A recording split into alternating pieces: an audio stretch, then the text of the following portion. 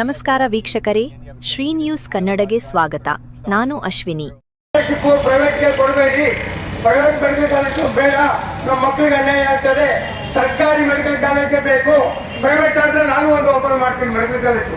ದಯವಿಟ್ಟು private medical college ಮಾಡೋದು ಬೇಡ. ಸರ್ಕಾರಿ ಕಾಲೇಜ್ ಮಾಡಲಿ, ಸರ್ಕಾರಿ ಮೆಡಿಕಲ್ ಕಾಲೇಜ್ ಮಾಡಲಿ, ಸರ್ಕಾರಿ ಡೆಂಟಲ್ ಕಾಲೇಜ್ ಮಾಡಲಿ, ಸರ್ಕಾರಿ ನರ್ಸಿಂಗ್ ಕಾಲೇಜು ಮೂರು ಸೇರಿಸ್ಕೊಂಡು ದಯವಿಟ್ಟು ಮೂರು ಮೆಡಿಕಲ್ ಕಾಲೇಜ್ಗೆ ಸೇರಿಸಿ ನಮ್ಮದೇ ಆದ ಒಂದು ಕ್ಯಾಂಪಸ್ಸು, ನಮ್ಮದೇ ಆದ ಒಂದು ಯೂನಿವರ್ಸಿಟಿ ಆಗಲಿ. ದಯವಿಟ್ಟು ಮುಂದೆ ಮೆಡಿಕಲ್ ಕಾಲೇಜ್ ಕೇಳಬೇಡಿ. ನರ್ಸಿಂಗ್ ಕಾಲೇಜ್ ಅದಕ್ಕೆ ಪಕ್ಕದಲ್ಲೇ ಇರಲಿ, ಡೆಂಟಲ್ ಕಾಲೇಜ್ ಅದಕ್ಕೆ ರಿಲೇಷನ್ನು, ಪ್ಯಾರಾಮೆಡಿಕಲ್ ಕಾಲೇಜು ಅದಕ್ಕೆ ತಮ್ಮ ಇದ್ದಂಗೆ. ಅದರಿಂದ 4 ಕಾಲೇಜುಗಳು ಬರಬೇಕು.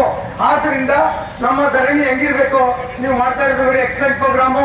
ವಿಜಯಪುರ ಬಹಳ ಇಂಪ್ರೂವ್ಮೆಂಟ್ ಆಗಬೇಕಾದ್ರೆ ಮೆಡಿಕಲ್ ಕಾಲೇಜ್ ಬೇಕೇ ಬೇಕು. ಆದ್ದರಿಂದ ದಯವಿಟ್ಟು ಪ್ರತಿಯೊಬ್ಬ ಮಹಾನುಭಾವರು ನೀವು ಮಾಡ್ತಾ ಇರೋ ಒಳ್ಳೆ ಕೆಲಸ ಮಾಡ್ತಾ ಇದ್ದೀರಾ. ನಮ್ಮ ಮಕ್ಕಳಿಗೆ ಒಳ್ಳೇದಾಗಲಿ. ಮುಂದೆ ಈ ಮೆಡಿಕಲ್ ಕಾಲೇಜ್ ನೋಡಿ, ನಾನೊಬ್ಬ ಅಂಗವಿಕಲ. ಇದುವರೆಗೆ 2 ಮೆಡಿಕಲ್ ಕಾಲೇಜ್ಗಳು ಮಾಡಿದ್ದೀನಿ, 2 ಸೂಪರ್ ಸ್ಪೆಷಾಲಿಟಿ ಹಾಸ್ಪಿಟಲ್ ಮಾಡಿದ್ದೀನಿ. ಆದ್ದರಿಂದ ಸೂಪರ್ ಸ್ಪೆಷಾಲಿಟಿ ಹಾಸ್ಪಿಟಲ್ ಬರಬೇಕು, ಆಮೇಲೆ ಹೈಟೆಕ್ ಹಾಸ್ಪಿಟಲ್ಗಳು ಬರಬೇಕು. ಆದ್ದರಿಂದ ನಮ್ಮ ಬಿಜಾಪುರ ಕಾಲೇಜು ತಗೊಳ್ಳಿ, ಮೆಡಿಕಲ್ ಕಾಲೇಜ್ಗೆ ಇದಾಗಿ ತಗೊಳ್ಳಿ. ದಯವಿಟ್ಟು ಇನ್ನು ಬೇರೆ ಯಾವುದಾದ್ರೂ ಸಣ್ಣ ಪುಟ್ಟ ಟೌನ್ಗಳಲ್ಲಿರೋದು ಇವಾಗಲೇ ಬರ್ದಾಕೊಳ್ಳಿ. ಇಲ್ಲ ಅಂದರೆ ಬೇರೆಯವ್ರು ತಗೊಂಡ್ರೆ ಬೇರೆ ಇನ್ನೊಂದು ಮೆಡಿಕಲ್ ಕಾಲೇಜ್ ಆಗ್ತದೆ ಬರಬೇಕು ಅವ್ರಿಗೆ. ಆದ್ದರಿಂದ ಸರ್ಕಾರ ಮಟ್ಟದಲ್ಲಿ ಈ ಕಾಲೇಜ್ಗೆ ನಮ್ಮ ಗೌರ್ಮೆಂಟ್ ಹಾಸ್ಪಿಟ್ಲು ಬೇಕಾಗಿದೆ.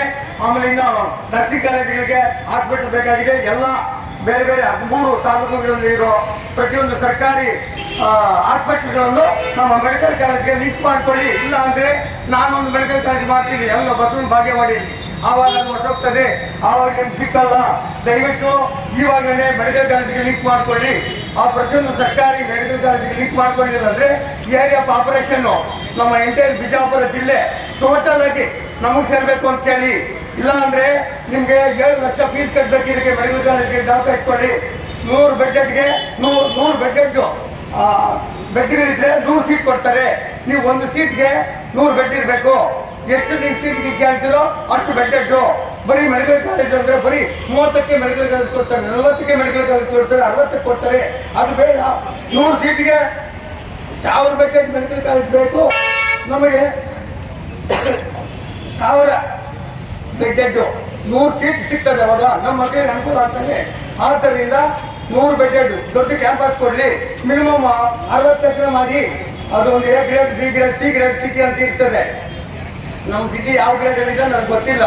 ಆದ್ದರಿಂದ ದಯವಿಟ್ಟು ಮುಂದಿನ ಪೀಳಿಗೆಗೆ ನೀವು ಬೇಸಿಕ್ ಫೌಂಡೇಶನ್ ಆಗ್ತಾ ಇದ್ದೀರಾ. ಆದ್ದರಿಂದ 3 ಗ್ರೇಡು ಕೊಡಿ. 3 ಗ್ರೇಡು ನಮ್ದು ಯಾವ ಸಿಟಿಗೆ ಸೇರ್ತದೋ ಅದಕ್ಕೆ ಹಾಕಿ.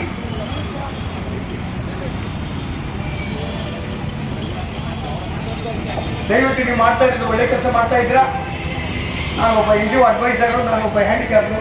ಈಗ ಏನು ಬೇಕಾದ್ರೂ ನಾನು ಸಪೋರ್ಟ್ ಮಾಡ್ತೀನಿ. ಇಂಥವನ್ನಲ್ಲಿ 7 ವರ್ಷದಿಂದ ಇದ್ದೀನಿ. ನಾನು ಅನಿಮಲ್ ವೆಲ್ಫೇರ್ ವಾರ್ಡನ್ನು. ನಾನು ಒಬ್ಬ NGO. ಆಮೇಲೆ ನಾನು ಭಾಳ NGOs ಇದೆ. ನಾನು ಇದುವರೆಗೆ 3600 NGOs ಮಾಡಿದ್ದೀನಿ. ನಿಮ್ಗೆ ಏನಾದರೂ ಬೇಕಾಗಿದ್ದರೆ NGO ಇದು ಮೆಡಿಕಲ್ ಕಾಲೇಜ್ ಬಗ್ಗೆ ಅಡ್ವೈಸ್ ಬೇಕಾಗಿದ್ದರೆ ನಾನು ಕೇಳ್ಬೋದು. ಯಾವುದೇ ಬಗ್ಗೆ ಆಗಲಿ ಮೆಡಿಕಲ್ ಕಾಲೇಜ್ ಇಂಟರ್ನ್ಯಾಷನಲ್ ಲೆವೆಲ್ ಮಾಡಿ. ನಮ್ಮ ಜಿಲ್ಲೆ ಯಾವತ್ತೂ ಕಮ್ಮಿ ಲೆವೆಲ್ಗೆ ಹೋಗಬಾರ್ದು. ಮುಂದೆ ನಮ್ಮದೇ ರಾಜ್ಯ ಆಗ್ತದೆ. ಆದ್ದರಿಂದ ಬೆಂಗಳೂರು ಬಗ್ಗೆ ಯೋಚನೆ ಮಾಡಬೇಡಿ, ನಮ್ಮದೇ ಸಪ್ರೇಟಾಗಿ ಯೋಚನೆ ಮಾಡಿ. ಆಮೇಲೆ ಗುಲ್ಬರ್ಗ ಬಗ್ಗೆ ಯೋಚನೆ ಮಾಡಬೇಡಿ, ಬೆಳಗಾಂ ಬಗ್ಗೆ ಯೋಚನೆ ಮಾಡಬೇಡಿ. ನಾವು ಯಾವತ್ತೂ ಸಪ್ರೇಟಾಗಿ ಆಗ್ತೀವಿ. ಜ್ಞಾಪಕ ಇಟ್ಕೊಳ್ಳಿ. ಕರ್ನಾಟಕ ಮುಂದೆ 3 ಕರ್ನಾಟಕ ಆಗ್ತೀವಿ. ಕನ್ನಡ ಇವ್ರ ಮುಂದೆ ಮಾತಾಡಬಾರ್ದು ನಾವು. ದಯವಿಟ್ಟು ಕ್ಷಮಿಸಿ, ಆ ವಿಷಯದಿಂದ ನಾವು ಇನ್ವಾಲ್ವ್ ಆಗಲ್ಲ. ಆದ್ದರಿಂದ ಇವತ್ತು ಏನು ಮಾಡ್ತಾ ಇದ್ದೀರೋ ಈ medical college very expect and very powerful ಆಗಿ ಮಾಡಿ. 100 ಬೆಡ್ ನಾವು ಬೇಕೇ ಬೇಕು ಅಂತ ಕೂತ್ಕೊಳ್ಳಿ. ಮುಂದಿನ ಪೀಳಿಗೆಗೆ ಇಲ್ಲ 150 ಬೆಡ್ ಆದರೂ ಮಾಡಿ. ಇಷ್ಟೇ ನನ್ನ. Thank you very much for giving opportunity.